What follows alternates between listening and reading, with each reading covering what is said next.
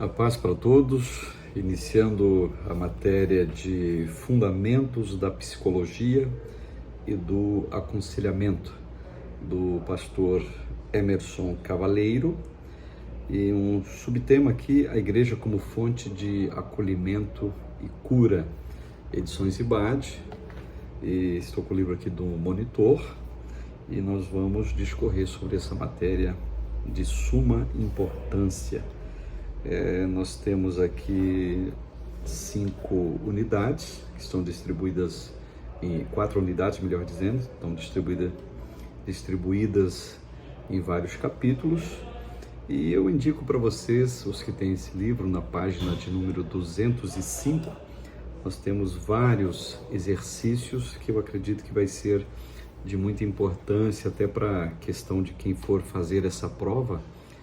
E os núcleos, tem vários que fazem a prova. Eu penso que seja importante você frisar bem os exercícios, porque fatalmente são aqueles exercícios que caem na prova que você vai fazer. Eu acho muito importante isso. Então, na página de número 13, iniciando a nossa matéria, a introdução, página 13, que diz o seguinte: o homem é um ser complexo.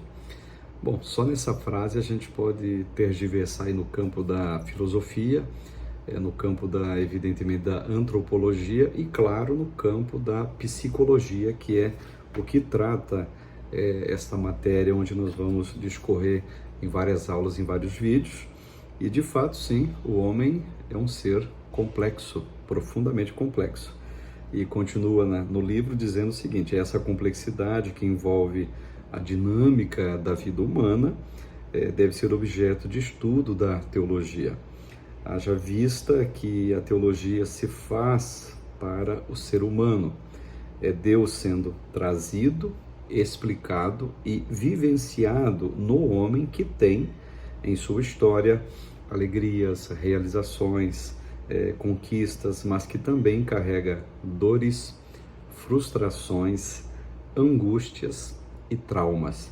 Então, a vida do ser humano, colocando o homem com toda essa complexidade, é um ser que passa por vicissitudes, por alegrias, e evidentemente que me parece que uma situação favorável, ela é intercambiada por uma situação desfavorável na vida deste homem, desse ser criado por Deus. A palavra homem, eu gosto muito de um termo grego que quer dizer anthropos, que significa aquele que está olhando para cima.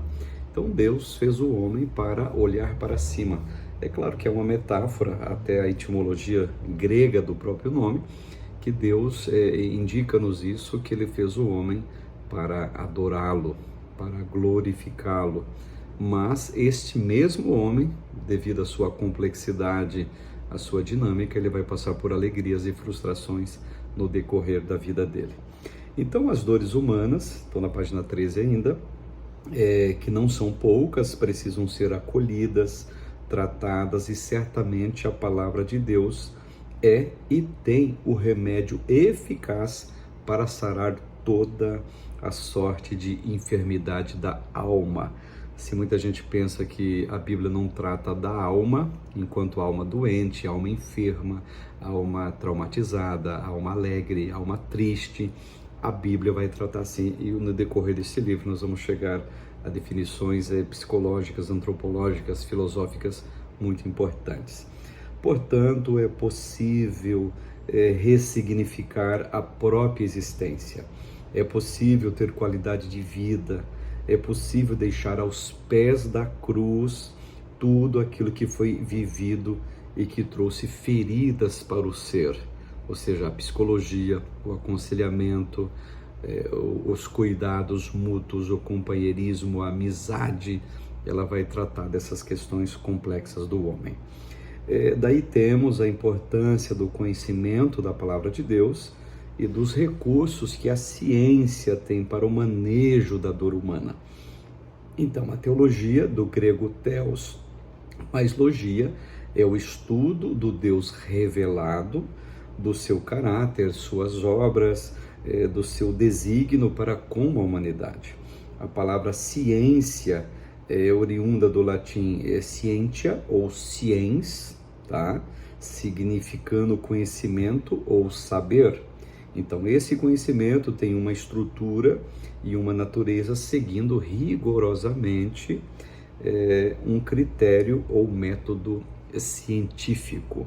Então, a ciência e a fé não devem ser antagônicas ou excludentes, no caso. Antes, a ciência deve confirmar a grandeza de Deus. A ciência deve sim confirmar a grandeza de Deus.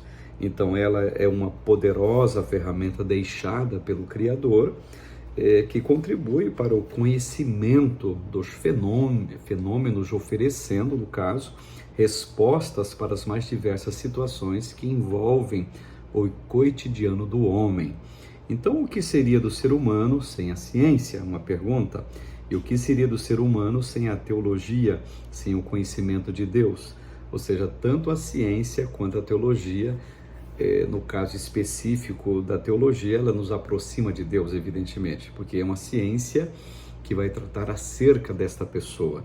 Não para provar que Deus existe, claro que não, mas a teologia, ela vai trazer o conhecimento de Deus justamente em cima daquilo que Deus quis ser revelado. Portanto, se Deus não quiser ser revelado, pode usar a ciência que quiser, até a teológica, inclusive, que você mesmo assim não vai conhecer a Deus na sua totalidade. E a ciência por si só, claro que a ciência tem uma corrente ateísta, a gente sabe de históricos que a maioria dos grandes cientistas que vivem hoje e que já passaram pela humanidade, basicamente quase que na sua totalidade, não creram em Deus. Eu costumo dizer o seguinte, que a ciência estuda e chega num paredão, me parece, e não consegue ultrapassar esse paredão, e esse paredão é Deus, com toda certeza. Então, portanto, eu acho que a teologia e a ciência deveriam andar mais juntas, porque me parece que elas são complementares, e ambas elas acabam diretamente e indiretamente versando sobre uma mesma pessoa, que no caso é Deus. Então, na unidade de número 1, começando a nossa matéria em si, página de número 15, os fundamentos da psicologia e do aconselhamento. Então, compreender os fundamentos da psicologia e do aconselhamento é fundamental para toda discussão que será realizada a partir de agora, no caso. A psicologia é uma ciência, portanto, está embasada na observação dos fenômenos para que chegue à conclusão de fatos. O aconselhamento é uma modalidade terapêutica, antes de mais nada, que visa oferecer suporte àqueles que estão em sofrimento ou que precisam de ajuda para que importantes decisões sejam tomadas. Então, a teologia gosta de dizer que ela é uma espécie de mão condutora. E já vou frisando aqui que não existe absolutamente nada de errado nós, enquanto cristãos, trazermos acompanhamento psicológicos específicos, mesmo para um outro cristão que necessita, digamos assim, desta área da ciência que o ajudará e o conduzirá em situações das mais diversas que os seres humanos estão propensos a passar no decorrer da sua vida. Então, portanto, eu vejo que a psicologia, alguns anos atrás, ela era muito mal vista, tinha um certo preconceito contra a psicologia, onde pessoas diziam o seguinte: bom, quem tá em Cristo Jesus, até evocando a Escritura, né? Pessoas diziam que quem está em Cristo Jesus é nova criatura. As coisas velhas se passaram, eis que tudo se fez novo. Ou seja, se a pessoa teve um trauma lá quando era criança, teve um trauma logo depois, perdas, passou por luto e tal, já que ela está com Jesus agora, ela está, digamos assim, vacinada, ela não vai ter problema emocional, vai estar tudo certo com ele, não vai precisar de terapia. Não é bem assim. Quem está em Cristo Jesus é nova criatura no sentido dos seus pecados, no sentido da redenção que ele não tinha, a salvação que ele não tinha. Era uma velha criatura morta em delitos e pecados, e que agora em Jesus está tudo resolvido, está tudo certo, ela não tem mais problema emocional nenhum. Nós sabemos muito bem que isto não é verdade, nós sabemos muito bem que isto não é de longe a verdade que é apresentada pelas Escrituras, onde de fato, mesmo um homem cristão, um homem que serve a Deus, ele ainda é um ser complexo, passível de passar por várias vicissitudes emocionais, existenciais, traumáticas durante todo o decorrer da sua vida, indiferente dele ser cristão ou não. Então a psicologia, ela vai ajudar, ela vai servir para que esta área seja, digamos, muito mais bem aproveitada para nós cristãos, no caso. Então vamos à página de número 17, capítulo de número 1, a ciência e a psicologia. No senso comum fala-se com constância da psicologia. Por exemplo, quando alguém discursa bem, como um vendedor que tem boa capacidade de convencimento e persuasão, há os que dizem que ele usa de psicologia. Não é verdade isto? Aqueles que querem ajudar pessoas, orientando e aconselhando, e dizem que para isto usam da psicologia. Afinal, todos dizem que de psicólogo e louco, todo mundo tem um pouco. Então essa forma de falar recebe o nome de psicologia do senso comum. Todo mundo tem esse senso comum, essa pitada de psicologia naturalmente, né? Então, porém, neste capítulo, compreender-se-á que a psicologia, enquanto ciência, como ela nasceu, seus objetivos, seu alcance, seus principais expoentes, intenciona-se situar o estudante nessa importante área do saber, suporte tão útil no labor teológico. Logo, compreender a ciência psicológica será fundamental para toda a construção que esta, no caso, disciplina oferece. Precisamos entender o saber psicológico nesse sentido para entendermos a sua importância e a sua funcionalidade. Definição de psicologia e ciência. De acordo com Lopes, a psicologia é a ciência que estuda o comportamento humano e seus processos mentais. Importante guardar isso. Psicologia é a ciência que estuda o comportamento humano e seus processos mentais.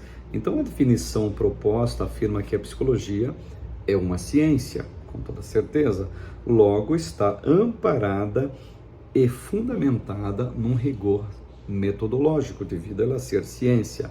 Bock afirma que a ciência compõe-se de um conjunto de conhecimentos sobre fatos ou aspectos da realidade, que é objeto de estudo, expresso por meio de linguagem precisa e rigorosa.